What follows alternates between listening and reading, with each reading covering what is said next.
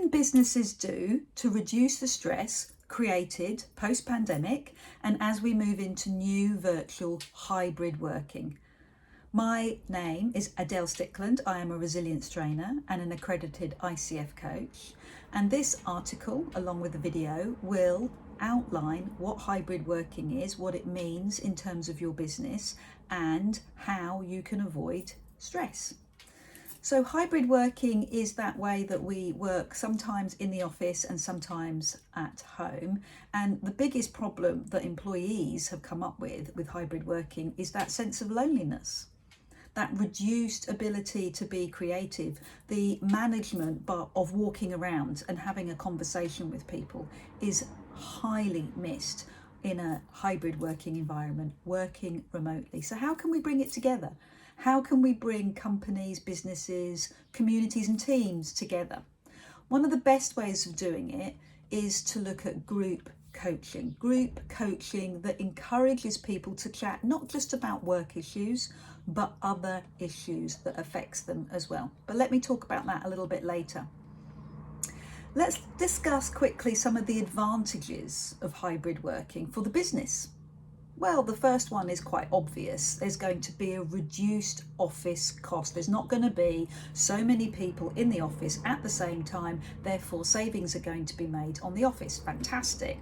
Okay.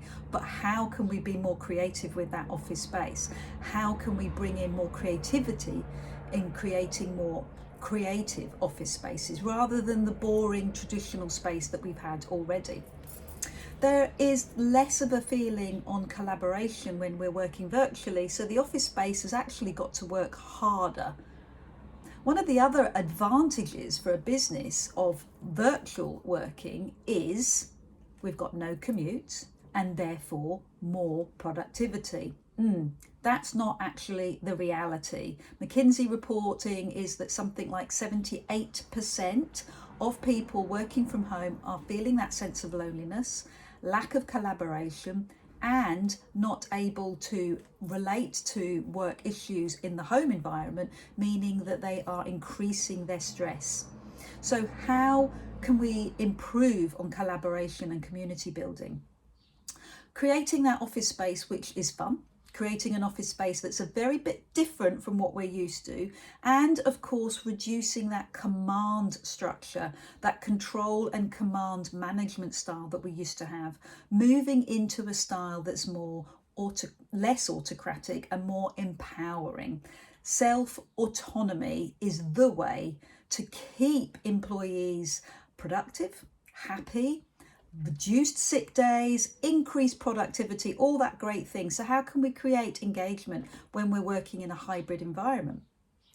As I say, one of the things that we can do is talk about the bigger situation, talk about things that really matter to the employee, things that are going to help them with their developmental career prospects, things like coaching, especially group coaching, where we talk about things that aren't particularly work related. They always have a focus on that, but the issue is slightly bigger. It's not problem solving per se, it's developing the bigger picture in the individual, and that proves benefits for the organization.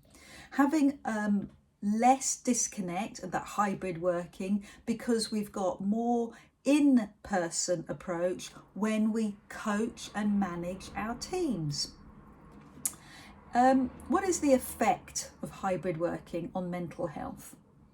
Well, the reports are showing us quite clearly that working away from the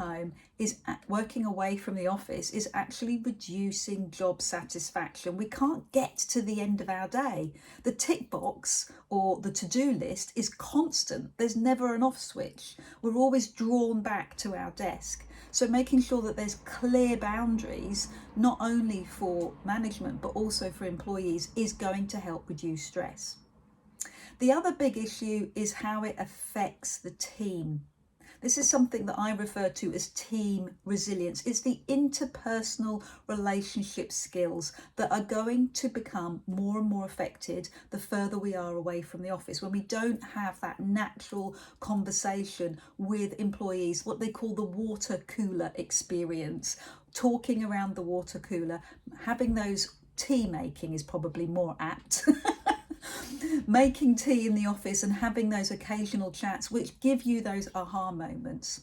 So creating an environment or a culture that allows us to have those tea moments or water cooler moments involves creating more of a coaching culture, more of a flatter structure, less hierarchy, more autonomy, more effectiveness in your own role. And that has to come from the employee. It has to feel that they are doing a great job, highly motivated, getting the resources they want, and they have that personal development behind them.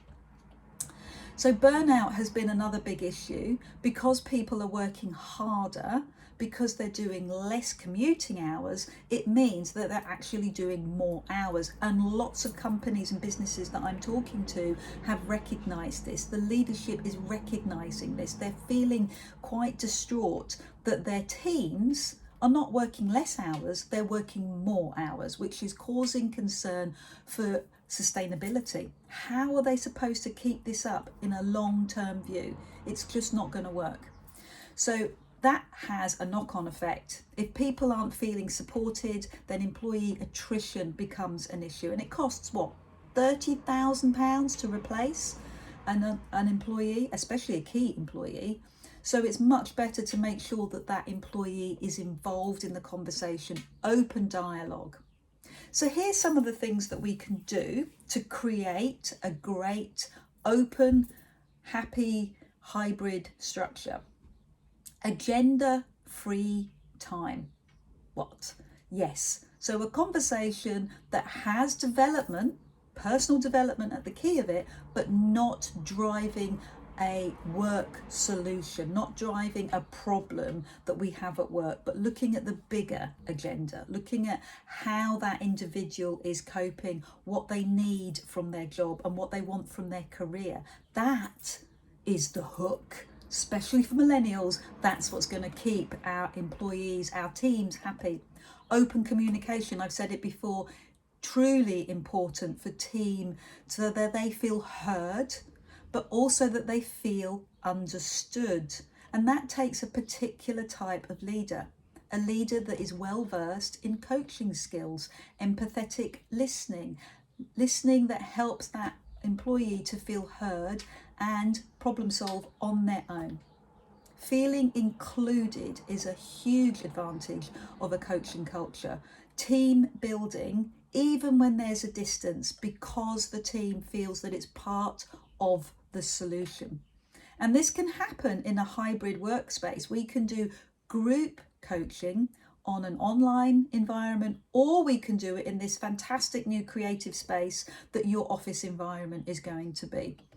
So one of the best solutions that we've heard that we're working through is that group coaching practice, that team resilience, where we get everybody on board, we find out what they want in terms of their development, in terms of their personal development, their work development, and that will keep teams engaged, keep them productive, and keep them retained within the business.